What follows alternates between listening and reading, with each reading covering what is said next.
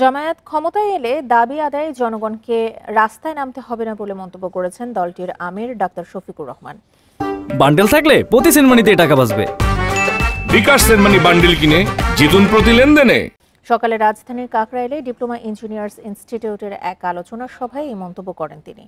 Forum of diploma engineers বাংলাদেশের বার্ষিক council অধিবেশনের সভায় জামায়াতের আমির বলেন, বিপক্ষে গেলেও সাংবাদিকদের সাহসিকতার বিকাশ ঘটানোর সুযোগ দেয়া হবে। 5 বছরে উন্নয়নের বুলেট ট্রেন চালু না করতে পারলেও উন্নয়নের এক্সপ্রেস ট্রেন চালু করবে জামায়াত।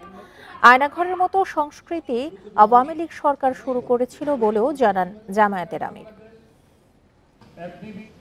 আল্লাহ তাআলা যদি এই দেশের খেদমত করার সুযোগ আমাদেরকে দেন, তাহলে 1 মিনিটের জন্য আপনার কর্মস্থল ছেড়ে রাস্তায় আসতে হবে না দাবি আদায়ের জন্য।